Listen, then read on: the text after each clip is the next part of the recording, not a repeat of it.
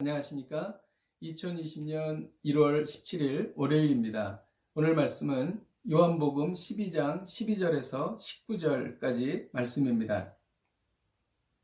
그 이튿날에는 명절에 온 큰 무리가 예수께서 예루살렘으로 오신다는 것을 듣고 종려나무 가지를 가지고 맞으러 나가 외치되 호산나 찬송하리로다. 주의 이름으로 오시는 이 곧 이스라엘의 왕이시여 하더라. 예수는 한 어린 나귀를 보고 타시니 이는 기록된 바 시온에 따라 두려워하지 말라. 보라 너의 왕이 나귀 새끼를 타고 오신다 함과 같더라. 제자들은 처음에 이 일을 깨닫지 못하였다가 예수께서 영광을 얻으신 후에야 이것이 예수께 대하여 기록된 것임과 사람들이 예수께 이같이 한 것임이 생각났더라.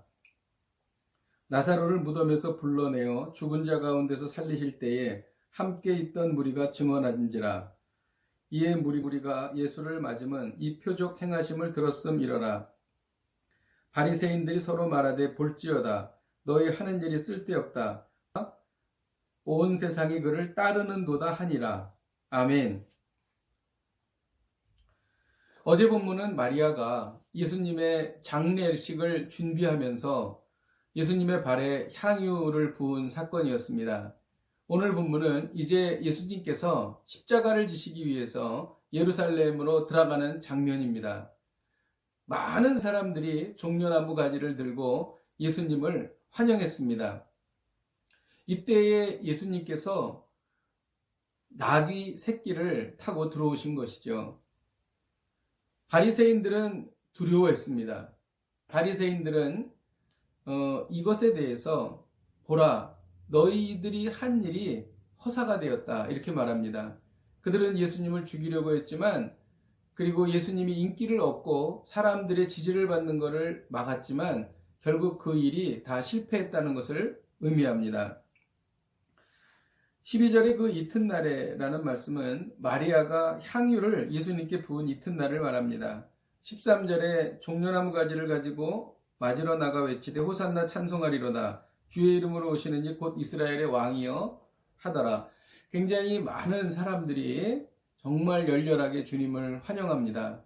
그런데 이 사람들이 나중에 보면 요한복음 19장 6절에 대제사장들과 아랫사람들이 예수를 보고 소리질러 이르되 십자가에 못 박으소서 십자가에 못 박으소서 하는지라.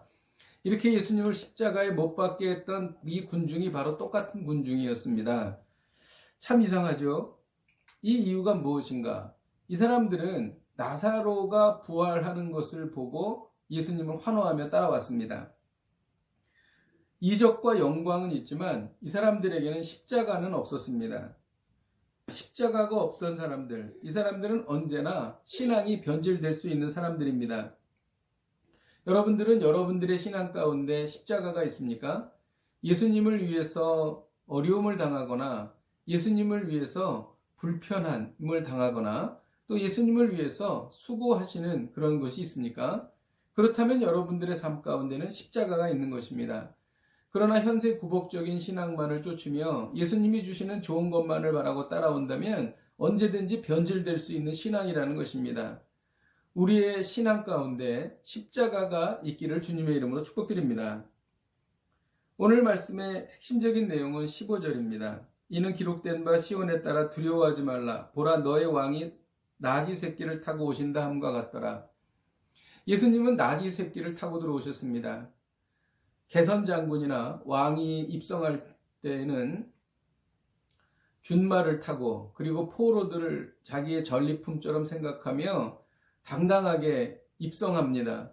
그런데 예수님께서는 정말 만왕의 왕 그리고 온 인류를 구원할 구원자로 들어오시는데 나귀 새끼를 타고 들어오십니다. 뒤뚱뒤뚱 하면서 들어오는 모습이 다소 우스꽝스러웠을 것입니다. 왜 주님께서 나귀 새끼를 타고 들어오셨을까요? 이것은 스가랴서 9장 9절에 예언된 말씀대로 하신 것입니다. 스가랴서 9장 9절에 보면 그는 공의로우시며 구원을 베푸시며 겸손하여서 나귀를 타시나니 나귀의 작은 것 곧 나귀 새끼니라고 기록합니다. 예수님은 인간의 몸으로 낮아지셨다가 죽으시고 부활하셔서 승천하셨습니다. 이 위대한 일을 예수님께서 하신 것입니다. 이런 메시아의 역할을 감당하시면서도 나귀 새끼를 타고 들어오신 것입니다. 이는 예수님의 겸손이며 효심이 많은 자식이 부모의 뜻을 순종하듯 하나님 아버지의 뜻을 받들어 순종하는 모습을 말하는 것이죠. 인류의 구원자가 입성하시는데 나귀 새끼를 타고 들어오신 것입니다. 여기에서 우리는 무엇을 느낄 수 있을까요? 여기에서 받는 메시지는 늘 겸손하여 새끼 나귀를 타는 마음으로 살아가라는 것입니다. 남에게 보이기 위한 과시를 하는 사람들이 있습니다. 이것은 믿는 사람들의 태도가 아닙니다. 그리고 자기가 좀 우쭐하여서 내가 누군데 라고 하는 태도 역시 믿는 사람들의 태도가 아닙니다. 우리는 아무리 의미 있는 일을 할지라도 그리고 훌륭한 일을 한다 할지라도 늘 겸손하여서 나귀 새끼를 타는 심정으로 살아야 할 것입니다. 이렇게 될 때에 악한 영이 우리를 함부로 할 수가 없습니다. 19절에 보면 바리새인들이 서로 말하되 볼지어다 너희 하는 일이 쓸데없다. 자기들이 아무리 예수님을 모함하고 그리고 죽이려고 했어도 결국 쓸데없는 일이 되어버렸다는 것이죠.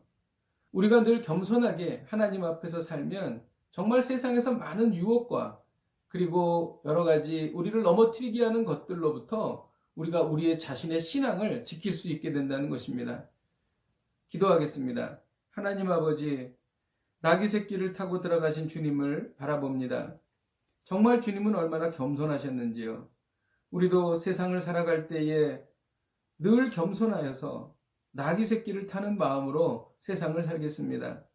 혹여 우리가 좋은 위치에 있다 할지라도 혹은 우리가 인생의 어떤 성공을 경험한다 할지라도 또 아무리 중요한 일을 우리가 수행한다 할지라도 늘 예수님처럼 나귀 새끼를 타는 심정으로 겸손하게 살겠습니다. 예수님의 이름으로 기도하였습니다. 아멘.